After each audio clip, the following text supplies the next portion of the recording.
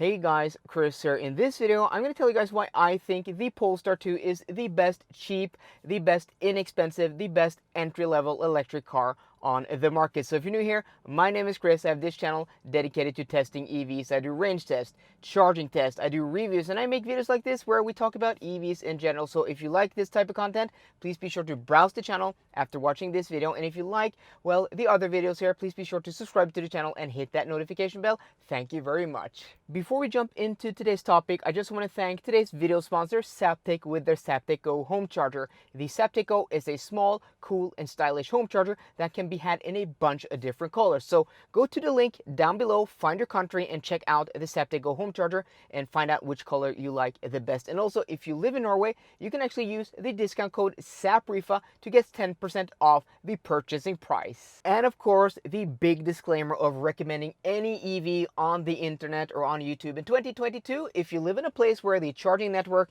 is terrible, where you don't have fast enough chargers, or the chargers aren't reliable, or there aren't chargers on your route, or where you plan on driving, then a Tesla is probably your only viable option, and this car isn't for you. But for everybody else, where you have chargers, you don't plan on charging that much, or where you can use Tesla chargers like here in Norway, this video is for you guys. But again, if your only option is a Tesla, then your only option is a Tesla. I've talked about this so many times before in so many videos, and that is the infotainment system, the cabin tech in the Polestar 2. I mean, it's probably the best, the easiest, the most intuitive, and the simplest infotainment system to use, yeah, in just about any car. It is so easy. So first off, you have this 13-inch driver display in front of the driver, which is bright, it's clear, has nice black levels, and it has Google Maps right there. And everything is so simple. I mean, you have your speed, your outside temperature, your lights, your battery percentage, your range. I mean, it's so easy, uncluttered, and nothing fancy. It just works.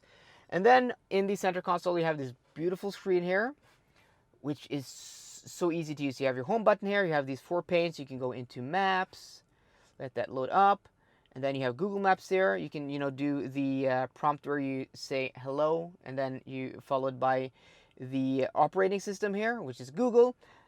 And you can do amazing voice commands. I'm not going to do that here. I've done that so many times before, so I don't want to ruin people's day who have, Google Home. But everything is so easy. And yes, this is in Norwegian, guys. I do apologize, but I just want to show you that I mean, there's nothing more to it than this. And it's responsive. You have your temperature controls, which is always down here. You can go into your menu there. Your menu there. You can get everything up there. And then you have, your heated seat, your heated steering wheel. It's so simple. Built-in Spotify. I mean, I've driven this car on and off so many times now for almost 2 years, and every time I get into this car, it is so simple. And then you have the ergonomics. So you have these steering wheel controls here, which are all physical buttons. You have your adaptive cruise control here on the left side, and well, if you've ever driven a Volvo or owned a Volvo, this is basically the same. I've had several Volvos, and it's so easy to use. And then on the right side here, you have your, your volume up, your volume down. You have your track forward, track backwards. You also have your voice commands, and then you have your board computer there in the infotainment system. And then down here in the center console, you have this beautiful shifter, which is probably my favorite shifter of any EV. And then you have your easy park button there, and then you have a volume knob. I mean, everything is so easy to use. I've driven this car, as I said, on the Autobahn for many thousand kilometers, and even at 210 kilometers an hour, it's easy to use. It just makes sense. Even over here, guys, you have your physical, all your physical buttons for your windows. They haven't tried to do anything fancy here. It just works.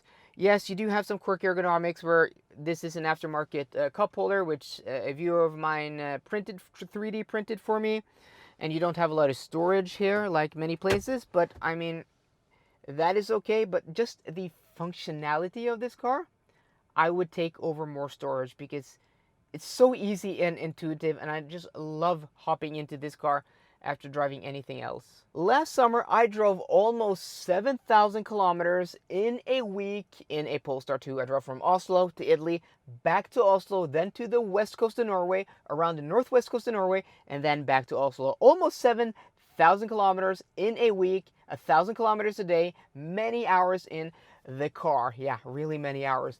And not at one point did I feel back pains or fatigued or anywhere aching in my body, because these seats are probably the best seats in any electric vehicle. And I've been driving my Porsche Taycan now for the past few months, and those are fine seats, but getting into these are so supportive, but at the same time, they're firm and soft. It's really hard to explain, and they just fit your body so well. So easily, if if you have a sensitive back or bottom or any part of your body, if you get, tired from sitting in a car for a long time, check out these seats because they are simply amazing. When it comes to the exterior styling, I still think the Polestar 2 is one of the best looking EVs on the market. And every time I see one in my rearview mirror or on the road driving another EV, I am just like, that is a really nice design. And especially in this magnesium color, which is like a light gray, almost white, it is so good looking.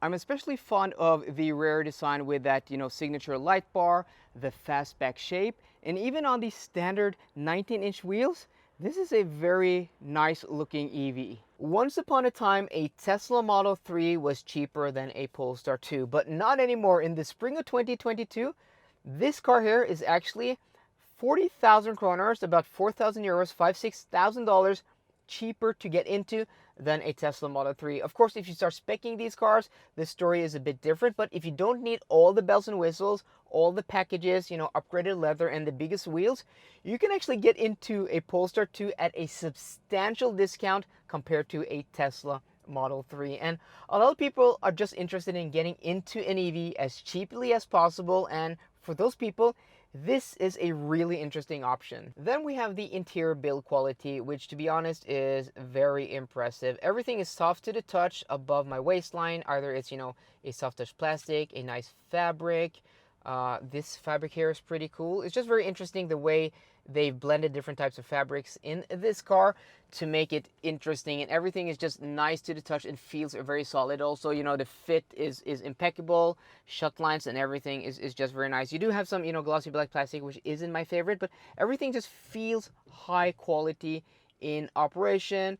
Even the volume knob, I mean, everything just feels like it would in a premium vehicle. I'm not complaining about any materials. Yes, down low in the cabin you do have hard touch plastics, but that is to be expected at this price point.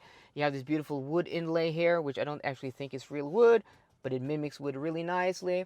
And you also have this steering wheel, which, everything, the buttons feel nice. You have this metal border around the buttons there.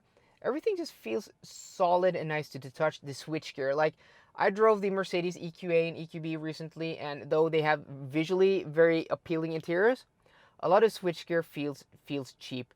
None of that here, and no rattles and no sounds whatsoever from the cabin squeaking or anything. This being the standard range single motor on 19-inch wheels, this car has a WLTP rated range of 444 kilometers, which is pretty good.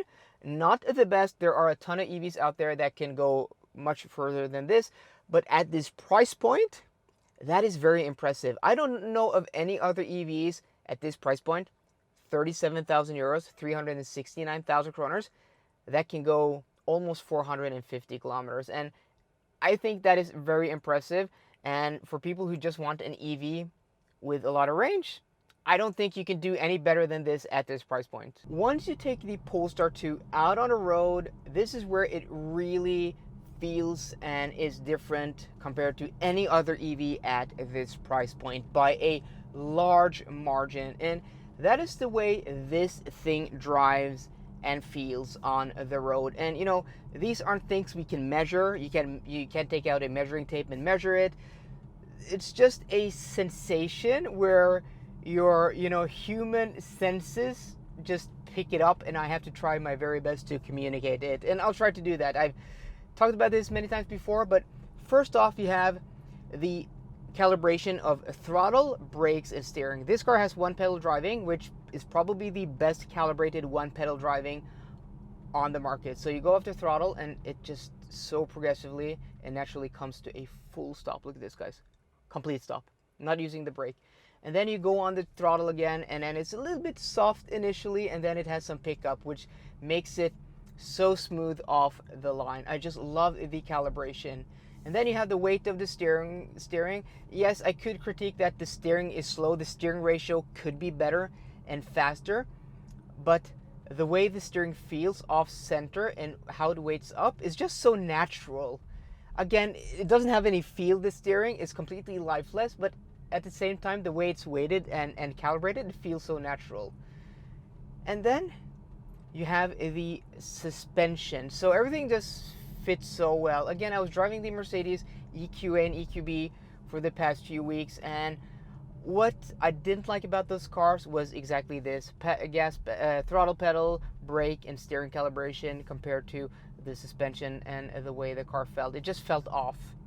And I daily a Porsche Taycan Cross Turismo. I've had that car for 3 months now, and before that I had an Audi e-tron GT and then an Audi e-tron 55. So I'm used to more expensive EVs. We're talking about, a car that costs 3 times, almost 4 times this, 5, 6 times in different kind of configurations. But this is the smallest departure in driving sensation to my Porsche Taycan Cross Turismo than anything else I've driven recently. And to me, that is so impressive because the way it just feels, the sense of solidity, the solidity of the chassis, and also the cabin, just how everything feels, is not quite there at Porsche level, but it's better than Mercedes. It's better than, dare say, Audi and BMW.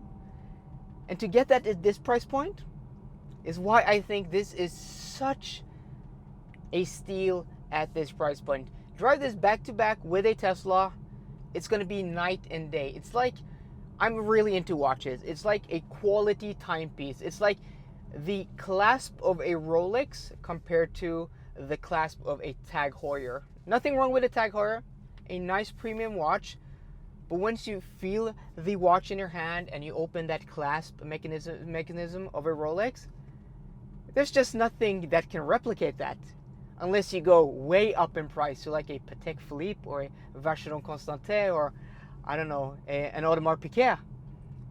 So this feels like a Rolex, but doesn't cost like a Rolex. Yes, it has its faults. I mean, it's not the fastest thing. It's not the most, efficient thing. It doesn't have the biggest cabin. It could be quieter here. But these are nitpicking things, because the things that this thing does great, it does so well. So even after 6,000 kilometers in my Porsche Taycan, I can drive this and enjoy this. And to me, that says a lot. So guys, I hope you enjoyed today's video. If you did, please drop me a thumbs up down below. And for more car content, as always, please subscribe. See you guys later, and goodbye.